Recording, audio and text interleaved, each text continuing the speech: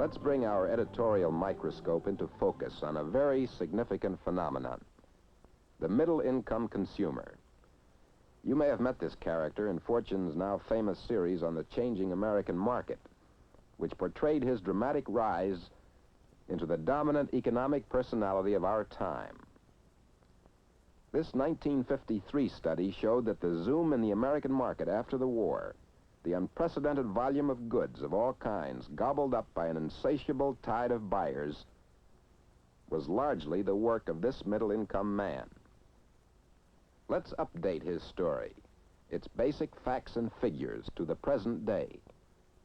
The biggest single fact in the story is this: despite higher taxes, despite post-war inflation, the middle-income consumer has roughly 50% more spending power today than he had a generation ago. In real income, $240 billion. He has fed new demands into the production apparatus of industry, accounting for the housing boom, appliance sales, the rush for prepared foods, even the once exclusive preserve of the exclusive rich. The luxury market has been invaded in force and virtually captured by the middle-income buyer. And this is only the seagoing phase of a campaign that has succeeded in changing the entire shape of the luxury market. How did it happen? Through a revolutionary change in the way U.S. income is distributed. In 1947, 27% of the population was in the middle income range, earning between $4,000 and $7,500 a year. In all, there were almost 13 million families in this bracket. By 1953, as Fortune told us, 5 million more families moved into this income category. Today, more than 1 million more families have promoted themselves to middle incomes. In terms of dollars, the families in this bracket now receive more than 42% of all income, real income. And their spending is just as real. Food is now a $64.5 billion market, up 8% since 1953. Clothing sales, up 6% from 1953. Housing, for the 7th straight year, the industry has topped 1 million starts. Home goods, furniture, TV, electrical appliances and such, up 15% since '53. The family car, 7.5 million autos bought in '55. So far, demand has matched the incredible pace of American productivity, stride for stride. Let's look at the production story a moment. Over the past century, production per man-hour showed an average increase of 2% per year. These 2 percentage points, compounded annually, doubled production over the last generation, quadrupled it over the last 2 generations. They made America. But see what has happened since 1947. The yearly rate of increase has risen 50%, and the implications of that rise are truly staggering. If sustained, as it seems likely to be, it will remake America. Production per man-hour is slated to redouble by 1980. But this productive potential, if it is to translate itself into standard of living, has got to be sold, and in large measure, sold to him. Thus, marketing becomes the pivot on which our continued prosperity turns. Marketing must make the growing production mesh with the expanding market. This is where the challenge now lies. To meet that challenge, American business has taken a new look at its own attitude to marketing and advertising. Over the past 30 years, the ups and downs of advertising activity kept pace with the ups and downs of consumer spending. When sales rose, promotional activities rose. When sales dropped, advertising dropped. But in 1949, and again in 1953 and '54, there was a change. As the volume of sales slid down, advertisers countered by moving the volume of advertising steadily up. For the first time, advertising and selling were allowed to create sales, instead of sales creating advertising and selling. How come? That's the question we put to a group of manufacturers recently. Here are the answers. The vice president of a leading camera company said, In 1954, our advertising appropriation increased approximately 20% over 1953, whereas sales showed no change. As a result, we were able not only to hold our own in the marketplace, but to stabilize our employment levels. The president of a top oil company told us, "Our plans call for a continuation of our present aggressive advertising and promotional efforts. We fully expect our competitors to do likewise." The president of the #1 beverage company said, "Businessmen today regard advertising as an investment rather than just a business expense." And the president of a leading tire and rubber company put it this way, "Advertising and other sales activities should not move up and down with minor changes in the total volume of business. They should maintain a steady pace geared to the overall growth trend." These statements represent a very real and important change in business thinking. The feeling is abroad that aggressive advertising and marketing, while they may not prevent short cyclical downturns in the economy, nevertheless will have a strong stabilizing effect over the long haul. This is exactly what happened when 1955 moved far ahead of the 1953-54 dip. The basic reasons for the new outlook are, first, a new confidence in the ability of government to help maintain economic stability. Businessmen now recognize that government is better equipped and better able to help check an inflationary or deflationary cycle.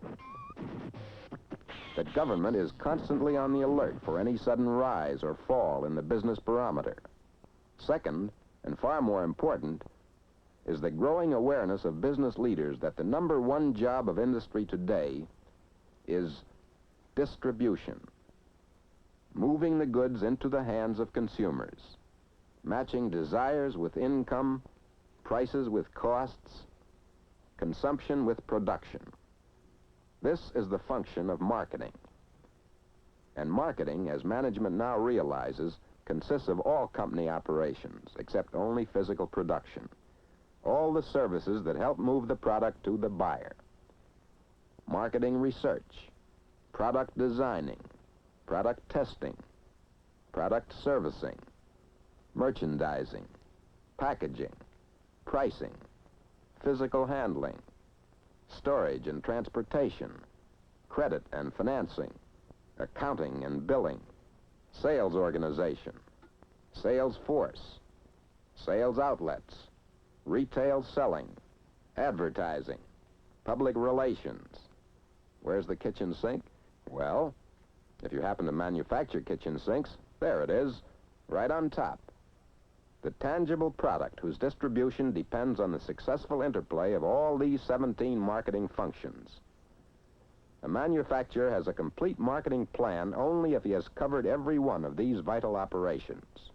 A third reason why businessmen have turned increasing attention to creative marketing is the changing American market, expressed in the zooming birth rate, with bigger families back in style, the amazing mushroom growth of suburban America, the upgraded scale of income everywhere, and especially the new pattern of income distribution, which has let its bounty fall smack in the middle range of income. As these groups continue to benefit, as our birth rate and productivity grow, they open the door to new markets for additional goods and services to challenge the imagination. Marketing and advertising can and must rise to new heights as we come to grips with the opportunities that lie ahead. Our first and biggest opportunity is the expanding population. Markets are people with incomes and demands. In the past 2 years alone, our population has increased by 5 million, a new American every 2 minutes. According to reasonable estimates, we should reach 175 million by 1960. And as the 60s progress, the babies born in the 40s will be creating babies of their own, meaning a new surge in the birth rate. The promise for 1970 is a population of 195 million. Obviously, these figures are charged with meaning for those who process foods and manufacture drugs, footwear, and apparel. In fact, the increasing demand for goods and services is bound to reverberate throughout industry. Opportunity, highway construction. As a nation, our life is slowly being choked by our antiquated highway system. The government has a $100 billion highway program, which offers a profusion of opportunity for anyone with a stake in America, from the lady who likes her eggs country fresh to the men who make road-building machinery, who can well look to a $250 million increase in sales a year. New highways mean steel of all kinds, and sales of steel can expect to increase by $344 million a year.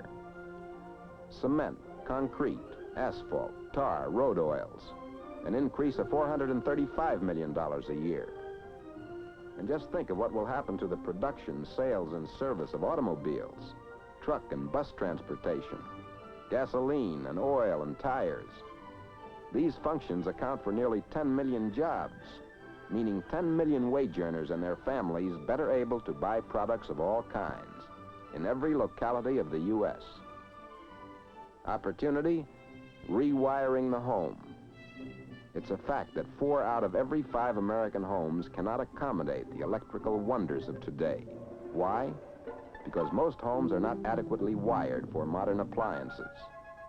Here's a giant-size opportunity, an $8 billion order for raw materials producers of copper, steel, insulation, electrical appliance manufacturers and distributors, and the people who plan or work for them. Public utilities, which must meet the resulting upsurge in demand for gas, oil, and electric power.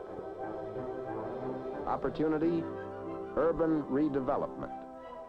Think of a business, any business, industrial or consumer, and then imagine the opportunities that would open for that business if our cities would step up their present redevelopment programs. Our cities need enlarged parking facilities, more bridges, redevelopment of slums. Add the crying need for new city schools, hospitals, and recreation centers, and urban redevelopment emerges as the biggest single task and opportunity ahead. Less tangible, but just as real, is the opportunity in new product development. The past is only an inkling of the future.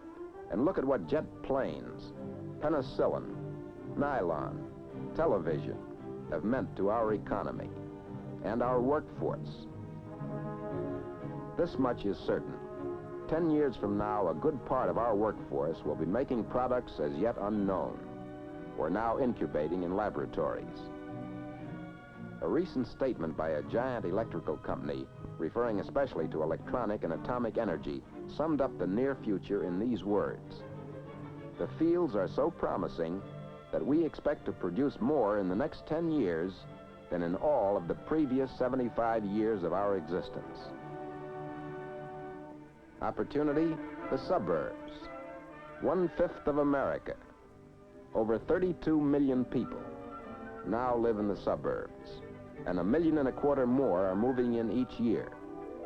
This shifting tide of population carries with it a clamor for new shopping centers, new schools, new highways, new fulfillments for off hours and leisure time. As it builds, suburbia becomes a green pasture for every conceivable type of insurance line. And suburban living opens new opportunities for beverages of all kinds, sporting goods, the entire spectrum of consumer goods and services. Opportunity, education. The number of high school graduates has doubled since as recent a year as 1940. This in itself means opportunity to the business community, for it's a matter of straight statistics that the higher the education, the higher the demand for more goods, better food, more leisure, more travel, more education. A people with high standards of education is a people with high standards of living. Opportunity, leisure time. The average American today works 15% fewer hours than he did a generation ago. Yet his productivity is more than half again as high. Both trends, rising productivity and shorter hours, will continue. The increase in leisure time, now and in the years ahead, is a creative economic force bringing new needs, hence new opportunities for marketing. These are only a sampling of the great opportunities in store. Opportunities that could and should and will be seized by American businessmen to create more goods, more jobs, more income, and more opportunities for us all. As we peer into the future, the signposts become visible, even legible. We know we are somewhere in the middle of a period of unprecedented economic change. As one industry spokesman recently wrote, "For those of us who view history as a fascinating spectacle, the prospect of the coming quarter century is exhilarating. It is as if we were privileged not only to see, but to participate in centuries of development, telescoped into a brief span." It is not too early to train your sights on this prospect right now.